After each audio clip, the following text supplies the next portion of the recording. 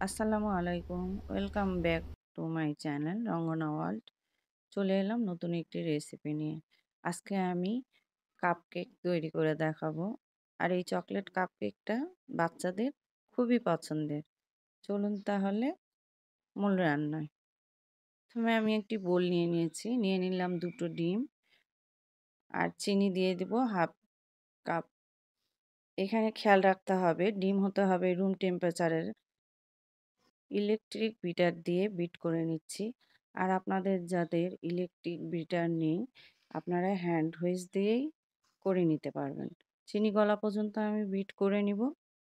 আমার সাথে যারা আছেন তাদেরকে অনেক অনেক ধন্যবাদ। আর যারা এখনও আমার চ্যানেলটিকে সাবস্ক্রাইব করেননি প্লিজ আমার চ্যানেলটিকে সাবস্ক্রাইব করে নেবেন। আর বন্ধুদের বলবো আমি কিন্তু সবারই ভিডিওগুলোতে চেষ্টা করি লাইক কমেন্ট দুটোই দেওয়ার। এখানে এখন আমি বাটার দিয়ে দিলাম 2 টেবিল চামচ। আর ভ্যানিলা এসেন্স দিয়ে দিলাম 1 টেবিল চামচ।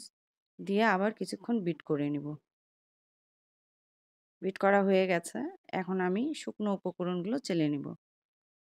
একটি স্ট্রেইনারের মধ্যে নিয়ে নিলাম 1 কাপ ময়দা, লবণ সামান্য, বেকিং পাউডার দিয়ে দিলাম 1 টেবিল চামচ, কোকো পাউডার 2 টেবিল চামচ। দিয়ে ভালো করে চেলে নিতে হবে। কোকো পাউডারে অনেক বাবলস সৃষ্টি হয়। এজন্য ভালো করে চেলে নিতে হবে। এই পর্যায়ে আমি স্প্যাচুলার সাহায্যে ভেঙে ভেঙে দিচ্ছি।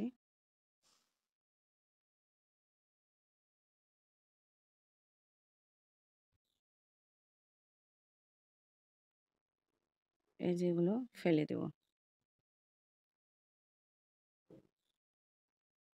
দিয়ে এখন ব্যাটার তৈরি করার জন্য সবগুলো একসাথে মিক্স করে নিচ্ছি।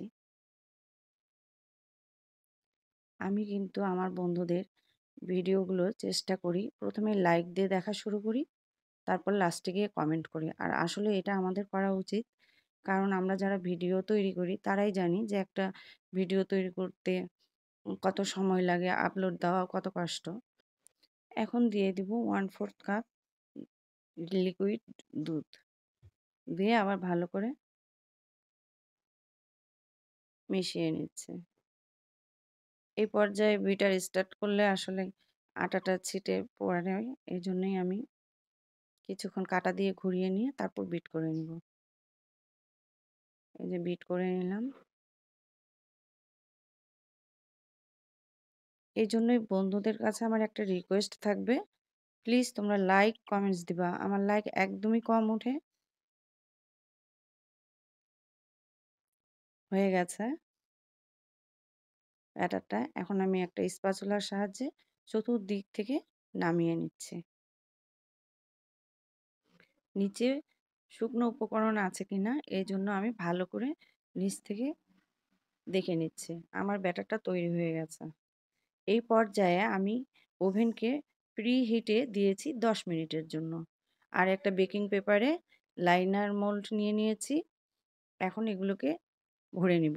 আর একটা জিনিস খেয়াল রাখতে হবে, এগুলো খুব ভরে ভরে দেওয়া যাবে না, কারণ কেকটা আবার ফুলবে। একটু খালি রেখেই ভরতে হবে। এইভাবে আমি সবগুলি মোল্ড ভরে নিব।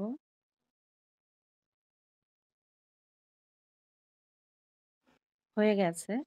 এখন আমি মোল্ডটা একটু ট্যাপ করে নিব। এখন চলে যাব ওভেনে। 20 মিনিট লেগেছে 180 ডিগ্রি। দেখতেই পাচ্ছেন কি সুন্দর হয়েছে আমার কাপকেকগুলি। সবাই লাইক কমেন্ট করবেন, সাথে থাকবেন। আল্লাহ হাফেজ। আসসালামু আলাইকুম।